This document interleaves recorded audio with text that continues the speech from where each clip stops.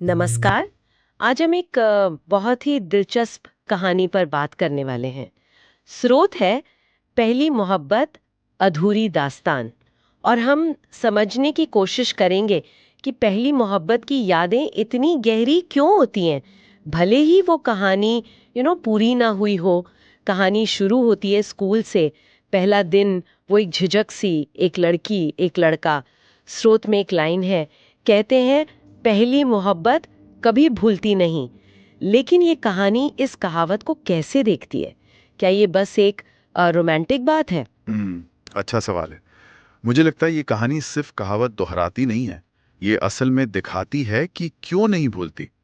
वो जो छोटी छोटी बातें होती ना, जैसे टिफिन शेयर करना, या होमवर्क में मदद, या बस एक दूसरे को चुपके से देखना, हाँ। ये मामूली नहीं लगती कहानी में।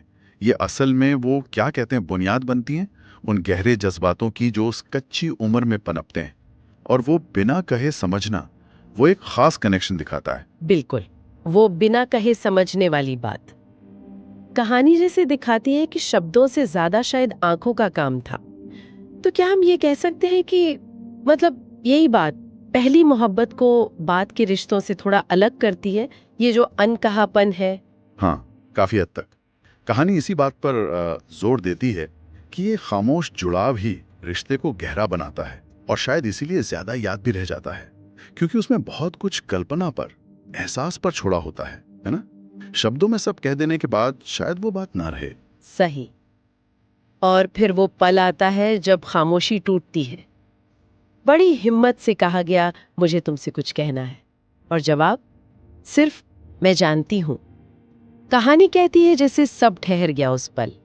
कितनी कितनी सारी भावनाएं होंगी उसमें। हाँ बिल्कुल, उम्मीद, डर, एक तरह की राहत भी शायद। और वो जवाब, मैं जानती हूँ, वो भी बहुत कुछ कहता है। दिखाता है कि वो खामोशी कितनी बोलती थी, कि कहने से पहले ही बात पहुंच गई थी। पर कहानी यहाँ रुकती नहीं है ना। नहीं। वो असलियत भी दिखाती है जो अक्सर ऐसी कहानियों के साथ होती है, अधूरापन। हाँ, वो तो है। स्कूल खत्म, रास्ते अलग, शायद शहर भी अलग। ये हिस्सा तो बहुत लोगों ने महसूस किया होगा। कहानी जैसे दिखाती है कि बाहरी हालात कैसे अंदर के जज्बातों पर भारी पड़ जाते हैं। पर क्या ये अधूरापन सिर्फ एक दुखद अंत है, या कहानी इसमें कुछ और देखती है? मुझे लगता है कहानी से सिर्फ दुखद नहीं मानती। हाँ, बिछड़ने का दर्द तो है, जाहिर है, लेकिन शायद यही अधूरापन उन यादों को और तेज और गहरा बनाता है। सोचिए, अगर कहानी पूरी हो जाती, शादी हो जाती, तो शायद रोजमर्रा में वो चमक फीकी पड़ जाती। हो सकता है। पर अधूरी रहने से वो एक कसक सी रह जाती है, हमेशा ताज़ा। और ये यादें जिंदा कैसे रहती हैं, इसका भी जिक्र है। जैसे पुरानी डायरी में वो नाम दिख जाना और आंखों में नमी आ जाना। ये सिर्फ भावुक होना नहीं है, ये दिखाता है कि वक्त भी उस एहसास को मिटा नहीं पाया पूरी तरह। पर यहाँ एक सवाल है, क्या ये यादें वैसी ही हैं जैसी असल में थीं, या वक्त के साथ हमने उन्हें थोड़ा सजा लिया है? ये बहुत अहम सवाल है।